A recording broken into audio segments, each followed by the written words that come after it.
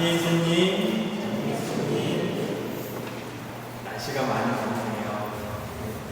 제가 오늘 그때 아마 선거신 심사 때 신자분들께 몇 번 말씀드렸지만은 어느 대학 교수님의 삶의 기준이라고 해서 이렇게 소개하는 글이 있습니다. 잘 들어보시기 바랍니다. 어디를 갈까 말까 할 때는 가요 말아요. 어디를 갈까 말까 할 때는 가야 한다고 합니다. 왜냐하면 부지런해야 하기 때문에. 그러면은 무언가를 살까 말까 할 때는 사요 하지 말아요. 하지 말라고 합니다. 왜 그렇죠? 검소하게 살라고 하지 말라고 합니다. 그리고 무언가를 내가 이거를 말할까 말까 할 때는 어떻게 하는 게 나을 것 같아요? 말하지 않는 게 낫다고 합니다. 왜 그렇죠? 침묵을 배우라고 합니다. 그러면은 무언가를 줄까 말까 할 때는 줘요 말아요. 주어야 한다고 합니다. 왜 그렇죠? 무언가를 나누는 것에 대한 기쁨을 얻기 위해서입니다. 이건 또 우리랑 관련된 건데, 먹을까 말까 할 때는 어떻게 해야 되죠? 먹지 말아야 되는 게 맞다고 합니다. 그래서 살도 좀 빼야 되지만 인내하는 것도 배워야 되기 때문에 이거는 종교랑은 상관없이 이렇게 하는데, 갈까 말까 할 때는 가야 되는 것이 우리의 삶이고, 살까 말까 할 때는 사지 말고, 말할까 말까 할 때는 침묵을 하고, 줄까 말까 할 때는 주는 것이 낫고, 먹을까 말까 할 때는 참는 것이 낫다고 이야기를 합니다. 1930년경에 어느 유명한 경제학자가 이런 예상을 내놓았다고 합니다. 우리 인간의 기술이 1930년대에요. 진보하게 되면 시간당 생산량이 증가하게 되고 생계를 위한 필요한 노동시간은 점점 줄어들고, 그래서 결국에는 인간이 처음으로 경제적인 걱정거리에서 벗어나서 자유롭게 살 수 있는 시간이 아마 2030년이면 가능하다라고 이렇게 전망을 했다고 합니다. 잘 모르겠지만 인간의 재능으로 이제 시간당 생산량이 증가하고 이렇게 하면 2030년 되면은 모든 사람은 먹는 거에서 자유로워지고 좀 더 인간적인 삶을 누릴 수 있다라고 이렇게 전망을 했다고 합니다. 2030년이면 언제죠? 15년 뒤가 되는 건데, 근데 이게 맞는 것 같아요? 틀리는 것 같아요? 이게 분명히 이렇게 하는데, 이게 왜 그런가 이렇게 생각을 해보니까는 우리가 뭐죠? 교수님은 여기서 딱 한 가지를 빼먹은 게 있다고 합니다. 무엇을 빼놓았냐면은 바로 오늘 복음에서 나온 예수님의 말씀을 빼먹었다고 합니다. 그것은 무엇이냐면은 너희는 주의하여라. 모든 탐욕을 경계하여라. 아무리 부유하더라도 사람의 생명은 그의 재산에 달려있지 않다라고 말씀하신, 인간의 그 탐욕을 계산하지 못했기 때문에 아무래도 우리 인간은 2030년도에 행복하게 살 수 없다는 결론에 도달했다고 합니다. 어떻게 보면은 지금이라도 우리 인간은 탐욕만 벗어난다면은, 모든 분수물자라든지 이런 것만 다 벗어낸다면은 모든 인류가 다 행복하게 먹고 살 수 있는 충분한 음식을 할 수 있다고 합니다. 하지만은 우리의 탐욕 때문에 이것은 2030년이 아니라 아마 언제 이렇게 될지는 아무도 모르게 된다는 것입니다.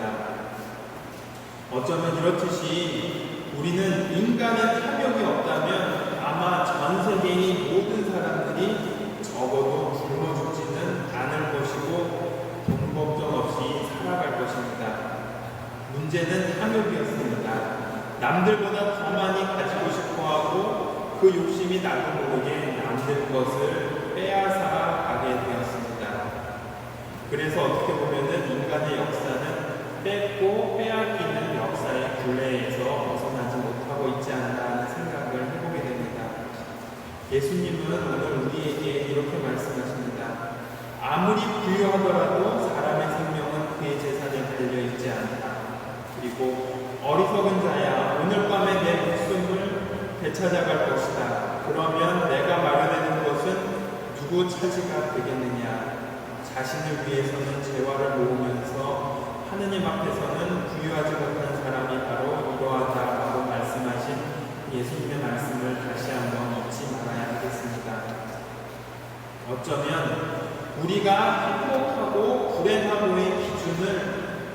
탐욕에다가 맞추어서 살아가고 있었기 때문에 우리는 이렇게 힘들게 살아가고 있는 것 같습니다. 탐욕은 그 시작과 끝이 없다고 합니다. 나중에는 내가 사는 것인지 내 안에 탐욕이라는 괴물이 나를 움직이는 것인지를 모른다고 합니다. 그래서 예수님께서는 분명히 행복과 불행의 기준이 탐욕으로 인한 물질적인 것이 아니라 하느님 나라라고 우리에게 분명히 거듭 말씀해주고 계시는 것입니다. 그래서 저는 오늘 신자 여러분께 탐욕을 이야기하는 것보다는 감사를 이야기해야 합니다라고 말씀드리고 싶습니다. 그러기 위해서 우리는 이제는 탐욕보다는 아주 작은 것에서 감사하는 마음을 가지고 기쁘게 살아갔으면 좋겠습니다라고 말씀드리고 싶습니다. 영국의 설교가 스푸르전은 이렇게 이야기를 했다고 합니다. 촛불을 보고 감사할 줄 아는 사람에게는 하느님은 별빛을 주신다. 별빛을 보고 감사할 줄 아는 사람에게 하느님은 뭐를 주실 거거든요? 달빛을 주신다. 달빛을 보고 감사할 줄 아는 사람에게 하느님은 뭐를 주죠? 햇빛을 주신다. 그러면은 햇빛을 보고 감사할 줄 아는 사람에게 하느님은 뭐를 주시죠? 천국의 빛을 주신다.